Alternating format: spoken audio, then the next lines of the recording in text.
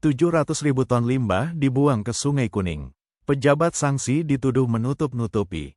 Pada tanggal 29 Agustus seorang pria bernama Huang dari kota Hancheng, Provinsi Shaanxi, menuduh perusahaan sumber daya terbarukan Hancheng membuang lebih dari 700.000 ton limbah secara ilegal ke Sungai Kuning, dan menuduh bahwa otoritas lingkungan setempat mengabaikan pelanggaran.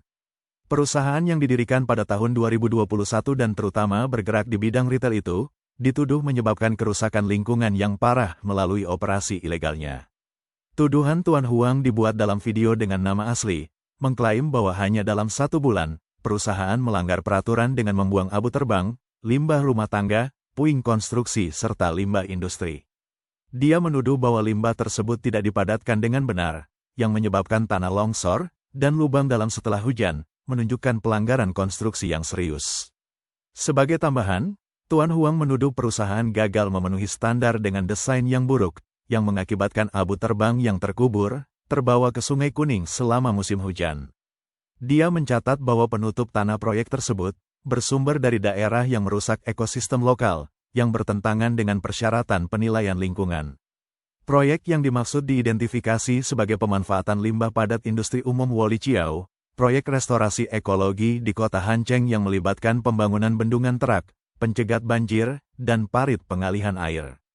Proyek ini memiliki total kapasitas penyimpanan sekitar 3,75 juta meter kubik, dan total investasi sebesar 47,6 juta yuan, dengan dana perlindungan lingkungan yang mencakup 10,37% dari totalnya.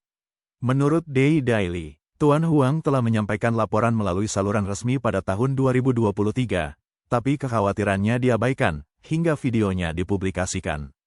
Sebagai tanggapan atas tuduhan tersebut, perusahaan Hancheng Xingyuan membantah klaim itu, dengan menyatakan bahwa proyek tersebut jauh dari Sungai Kuning, dan dilengkapi dengan bendungan terak pelindung. Mereka menghubungkan tanah longsor dan lubang yang ditunjukkan dalam video, dengan hujan badai lebat pada awal Agustus, dan mencatat bahwa perbaikan segera dilakukan. Video yang menampilkan gambar tertanggal tanggal 17 Agustus tahun 2024, menunjukkan tanah yang terbuka di bawah area hutan, tanda penggalian di sisi gunung, serta banyak jejak ban. Beberapa rekaman tanpa cap waktu yang jelas, tampaknya menunjukkan abu terbang bercampur dengan sampah yang hanyut oleh air hujan.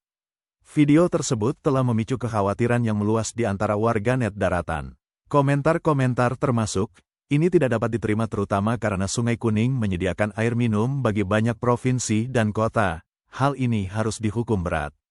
Kemarahan yang semakin meningkat ini menyoroti krisis yang semakin dalam pengelolaan lingkungan dan kepercayaan publik, yang menyerukan tindakan mendesak untuk menangani tuduhan tersebut dan mengembalikan akuntabilitas dalam melindungi sumber daya air penting China.